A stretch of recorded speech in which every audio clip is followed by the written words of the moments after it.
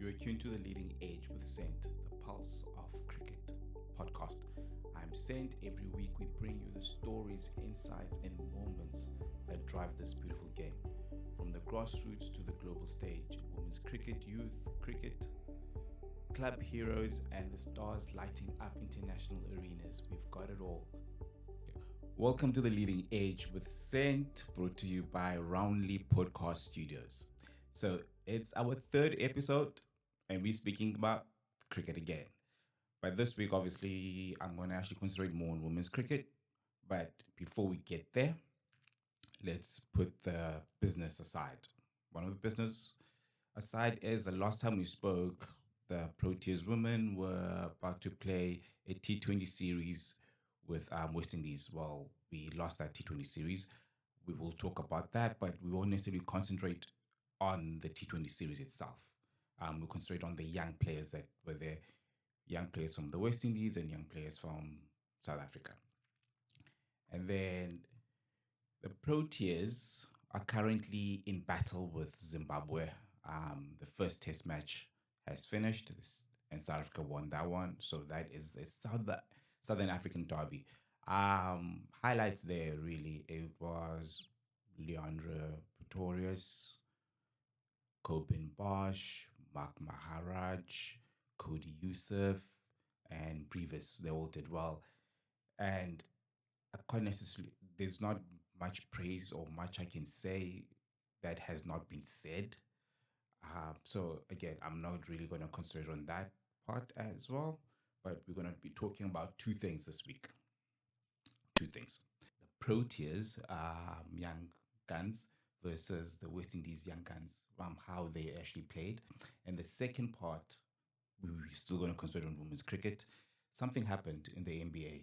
Don Stanley, who is a women's basketball coach, will might there's a rumor. It's nothing possibility of her coaching the NBA for the New York Knicks. Now that got me to think, why has that not happened in South African cricket? Like we don't even have a woman who is a assistant coach in Division One nor Division Two. But then, as I said, we'll cover that part in the second part of our talk. So our first part. South Africa played against West Indies. We won, obviously, the ODI series 2-1. And then came the T20 series. We won the first match, we lost the second match, and we lost the third match. So we lost the series 2-1. Haley Matthews did well. Some people call it the Haley Matthews and the girls, or Haley Matthews and the team.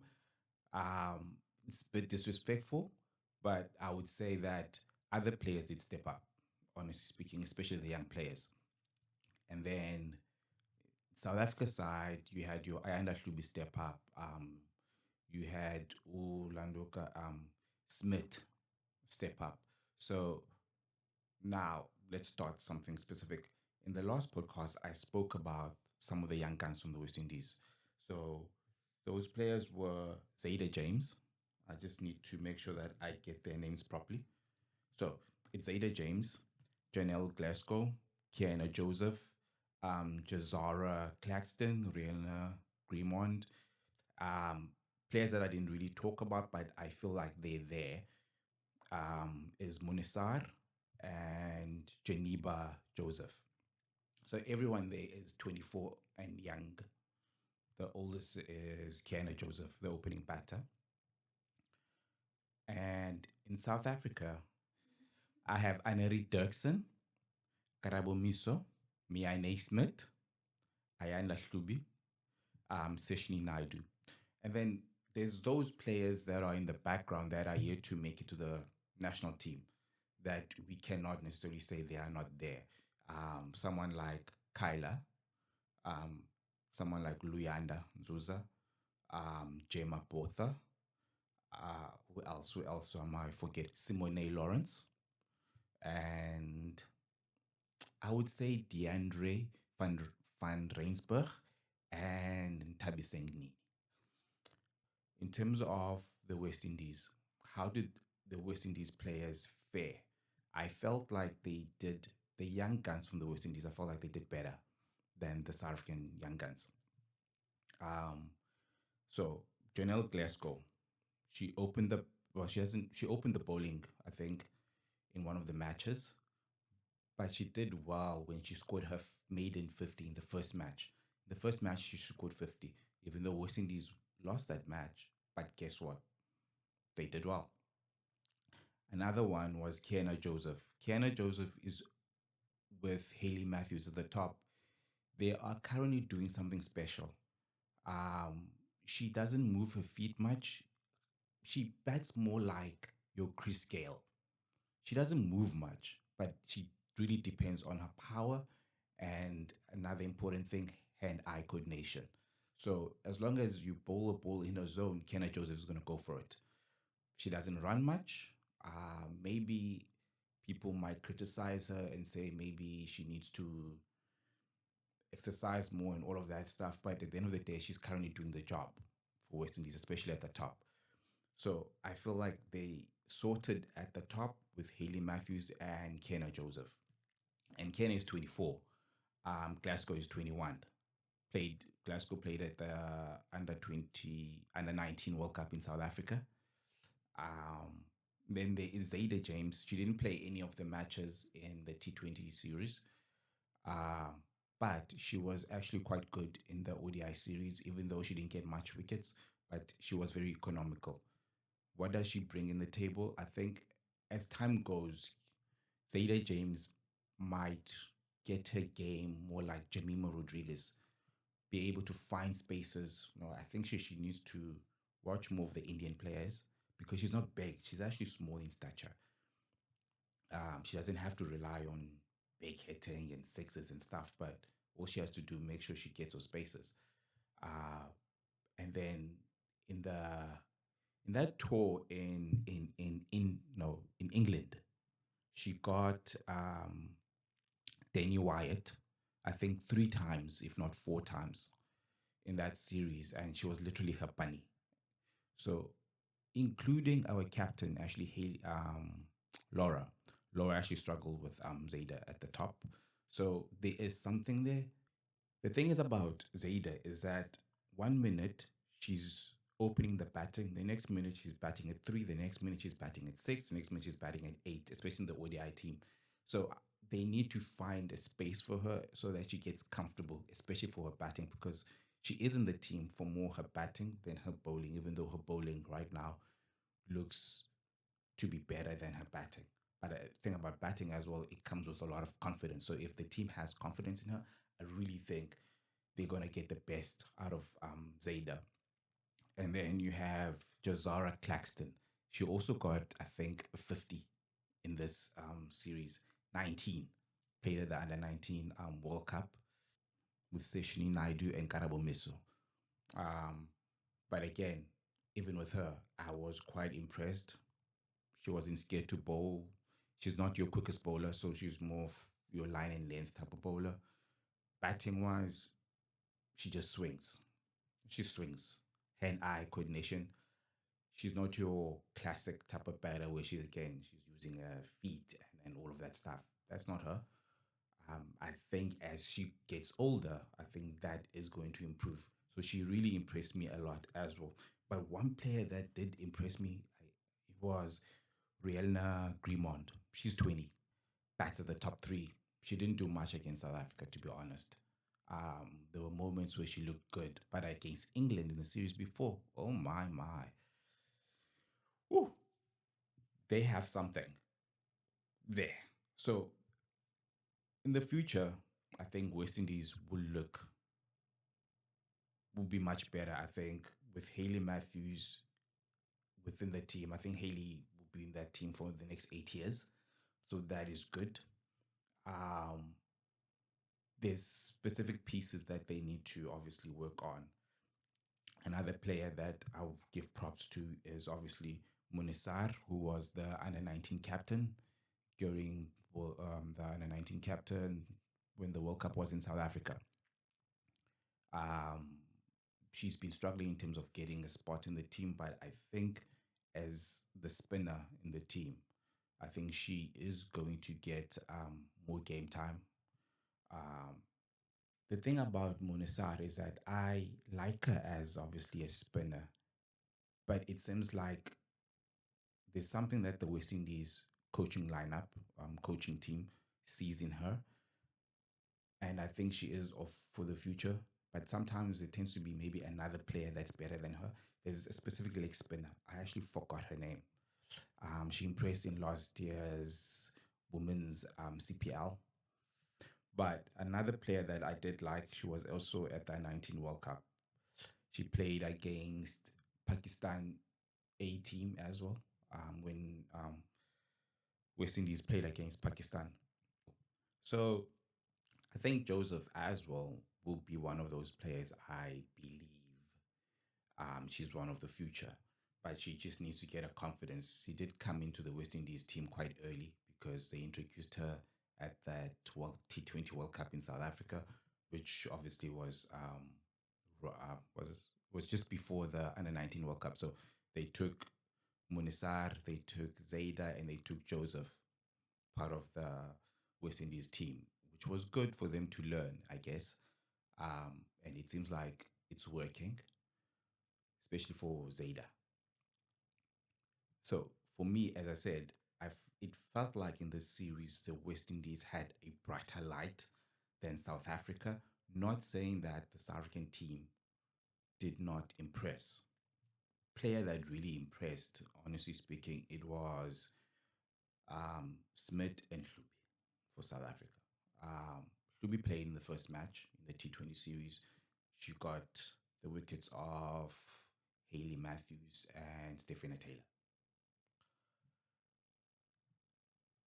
So that in Jane herself, and she doesn't mind to bowl those short balls. Another player that I felt did well was Smith. She scored her maiden 50 at international level in the last match. We lost the match, but that will be good for her confidence going forward. So there is something there. And again, I have to give props to the coach. The coach did not drop her, played in all the three matches in the T20 matches, did at any point drop her. So that was good for her. I have a problem with Dirksen. I have a problem with Karabo Misu. And I have a problem with Seshni Naidu not even going to the tour. You can say what you want to say, but Dirksen should not be batting at 6, 7, 8, 9. Not in those places. She is a top order batter, batting the top three. For her domestic side, she even opens her best innings. She was opening, especially in T20 cricket. She is that good. In an ODI match, batter at five, I was a 6, 7, and tell her she's a finisher with 8. But in a T20 series, I really felt like, or in, let me say T20 cricket, I really feel like Dirksen should be in that top three. I can even put to say that as much as Tasman Brits does score, Dirksen should be opening. As much as our captain is one of the best opening batters in the world, I still feel Dirksen should open. And in that third match, T20 match, instead of opening with Dirksen, what did we do? We opened with Sune. Uh, Again, I have no problems with Sune. She is getting her game up. She's aggressive. But if we are talking about the future of South African cricket and we claim the series was about planning for the World Cup next year in June in England, Dirksen should be there. That's just my 2 cents in that. And then Ukarabo, I think more than anything, it's just a confidence thing. I think she's going to come right. She's figuring out a game. She's 17. She still has to turn 18. So she's still going to figure out a game. And then another player was Seshni Naidu. Seshni was not picked for the series. she's our main leg spinner in South African cricket, and I do feel like you don't play a T20 series without a leg spinner. You need a wrist spinner, be it it's a right or left, but you need a wrist spinner. So I really felt like Sershni Naidu should have been playing in the series, especially in the T20 series. We need her to start getting that confidence, as the leg spinner. And then we have those players that are on the side, and there's a lot of them. There's a lot of them in domestic cricket. Some of them have been playing for South Africa in the under 19 team. Someone like Deandra van Reinsberg, who's at Northwest. Um, she was the leading run scorer for Northwest. Northwest is promoted into the Hollywood Bets Pro Series. So we're gonna see more of her. There's Kyla, the under 19 captain, or well, we can say former under 19 captain now because she won't be playing there. She's currently as well part of the SA emerging side, which is playing against Namibia. You have Luyanda Nzuza. Luyanda Nzuza is probably facing the same thing that Dirksen is facing in the sense I do feel she is a top order batter, but for some odd reason she's batting at 6, 7, 8, which is that's not a spot. A few years ago, Luyanda was part of the SA school's second team, not the first team, the second team, and they played against the first team. And she was open. No, she opened the batting for the second team, and she destroyed the bowlers in the first team. She literally destroyed them, and they actually won the match. And that's when she actually propelled herself to the SA Under 19 team. But the issue with that is that there were other batters that were, what do you call this thing, were in front of her, like Jema Botha, Simone Lawrence. Um, I I'm forgetting another one. I think I would say Deirdre van Rensburg. So another player that I do believe will be within the team, Gemma Botha. She's a talent. She is a talent. And obviously Simone Lawrence, who is part of the SA emerging team right now. She did well against Bangladesh. She's doing well, I think, against Namibia as well. So her season with the Titans is going to be interesting. There's Tabiseng Nini, who captains the Dragons. She was quite economical in Division 2, so we'll see how she's going to do in Division 1 in the Hollywood Bets Pro Series. I hope she captains. They keep her as captain for the Dragons. And there's more players. I can say Jenna Evans, but I'm not going to carry on about the players that were not, I actually are yet to play for South Africa or yet to be called up. I just wanted to keep it simple within the players that are there in the sense West Indies, according to this series, has a brighter future than South Africa. That's not saying South Africa does not have a brighter future than West Indies because there's a lot of players in South African domestic cricket right now that are not even they're not trying to open the door, these young players. They are kicking the door. They are literally kicking the door. So more of these players are gonna be coming up. So I can't wait for even for the domestic cricket season to start. It's one of those. So yeah, first part of this series that podcast today, where we're concentrating more on women's cricket and we're unapologetic about it. The fact that today's episode is literally about women's cricket. Next week's episode will be about something else, but this week's episode is literally about women's cricket, and I'm about to get into the second part. Okay, second part of this podcast, as I said, okay, there's a lot. Okay. Second part of this podcast, there's a rumor in the NBA. Well, it was something that I saw on X that I was like, it's time I actually address it. Okay. Dawn Staley, for those that don't know, she is a basketball coach, quite successful in women's college basketball. The New York Knicks right now, which is an NBA team, they don't have a head coach currently. So don't bite us if there is a head coach by the time it's the podcast is published. So, so the rumor is Don Staley might or is considered to become a coach in the NBA. I cannot talk much about that. I can say yes, Don Staley has been successful in women's NBA. I mean college basketball, and maybe she would be successful. Maybe she would be successful in the NBA. And at the end of the day, really, someone said it's about do the players actually respect you? It's not about your gender, but do the players respect you?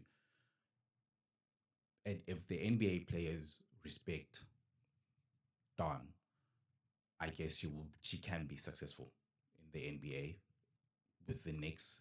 And end of the day, whatever she does with the Knicks, she technically won't do any worse than any of the Knicks coaches in the last 20, 30 years, in the sense the Knicks haven't won the NBA title. So whether the Knicks make the playoffs with Don or not, at the end of the day, they haven't won even the, I'm not sure if the last time they won the Eastern Conference, but they haven't won the NBA title. Which brings me back to South African cricket.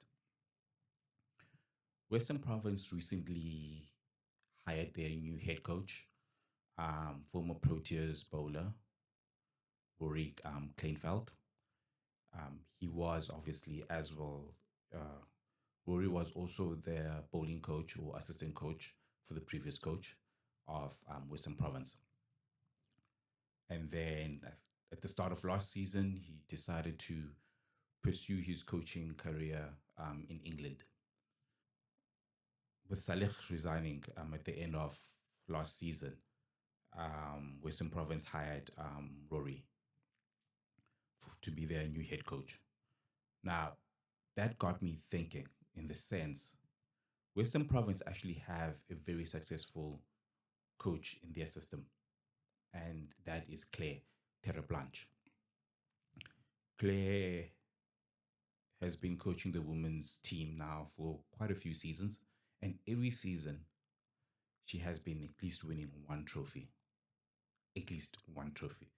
I do know that they are trying to win both trophies since women's cricket has been professionalized under the Hollywood Beds series. In season one, they won the T20 series. Season two, they won the T20 series. The season before women's cricket was professionalized, they won the ODI series. The ODI part of the tournament, the One Day Cup. So now, why not have Claire be considered, at least where there's rumors, where she should be the head coach of Western Province?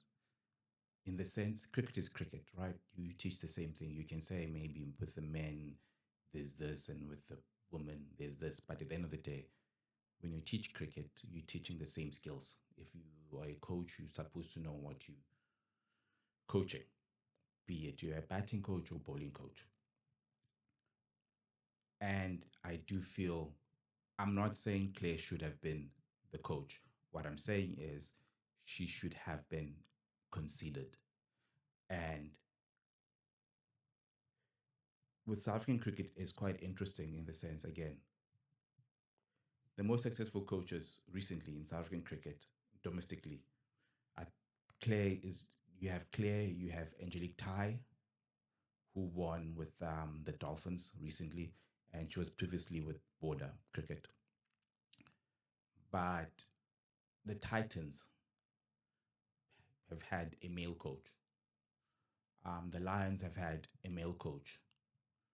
The Knights had a male coach. The newly promoted Dragons have a male coach. Garden Route Badgers had a woman coach, but now they have a male coach. and it was a woman who got the badges to Division One. But well, they had to make their own changes, I guess. But I think when it comes to Uclair specifically, she's been an elite coach. She's a level 4 coach. Rory is also a level 4 coach. So in terms of coaching qualifications, she has them. So now, what is the struggle with South African cricket to say to Claire? Claire, you've dominated women's cricket for so long. I think it is time maybe you become a batting coach in the men's team. I understand that will make Claire become an assistant coach where she is no longer the head coach. But at the end of the day, I do feel like it is time where we start changing things up, because you get males in the women's sport, but you're not getting the women into the men's side. I'm not talking about fairness or anything like that. There's no such thing. But what I'm talking about is people deserving a chance at the highest level. Because at the end of the day, as I'm saying, Claire has done it all in women's cricket. She's won at under 19 level with Western Province. She has won all the trophies in domestic cricket. So why not give her a chance to say, you know what, Claire, let's see what you can do. We feel like maybe this will be a new challenge for you. I really felt like Western Province probably missed an opportunity to give us something different. I'm not saying Rory Kleinfeld is not deserving, but I am saying that let's start to look at things differently. Let's get women as well coaching, be it coaching the under 19 boys side or coaching the boys under 16 side. We don't even see that in domestic cricket. Why? Why? Yeah, man. So right now, I think I'm literally going more on the dark side, but it was just one of those things for me that got me thinking the Don Staley thing. We do have successful women coaches, and they're not successful because they are coaching women cricket players. They are good coaches, and the only way for them to develop is to give them different challenges.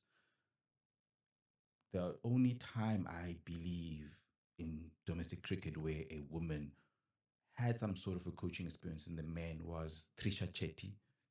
That what the Lions did, they made her a wicketkeeper consultant for male men and women. So that was cool. At the end of the day, they did something different. That's what we need in South African cricket. Again, this is my opinion. You can chop my opinion, but I do believe just give Claire a chance. Don't be like, Claire, we want you to coach the women's Proteas team, or Claire, we want you to coach the SA emerging team. Why? You know, just the last point on this. The SA emerging team, the women's side, went to Bangladesh, and the coaching staff was all women. And that is cool. That is cool. The SA emerging team, the men's side, also went to Bangladesh, and the whole coaching staff was men. But I do believe, again, in such a situation, we also lose the focus to be different, to be a country that's a leader. We can't lead with money. India leads with money. England leads with money. Australia leads with money. But we can lead with change in the sense, with that USA emerging team, the men, we could have had at least Claire go coach, become a batting coach in the men's team. Why not? That would also been given her some coaching experience. There was no need to have Angelique Tai as the bowling coach for the women's team, Claire as a batting coach. I think Yolande van Vesazen was the fielding coach. Uh, I forgot the coach of the Easterns. She was an analyst of the team. The whole backroom staff was actually women. That is great and that is cool. But I just felt like we also missed an opportunity to say, with this Bangladesh trips, have a woman part of the men's coaching staff because we do get the men to the women's side. Let's just change that. And that is all I have for this week. Or well, this episode. Thank you very much for listening and thank you very much for supporting. We are on YouTube and we are also on Spotify. Please do subscribe on YouTube. And next episode, I think is going to be interesting. Just wait for that. I'm sent under Roundly Studios podcast. See you next time, guys. Out. Thanks for tuning in to the Leading Edge with Saint, the Pulse of Cricket podcast, proudly produced by Roundly Podcast Studio in partnership to bring you the stories and the voices of cricket. Until next time, stay on the leading edge of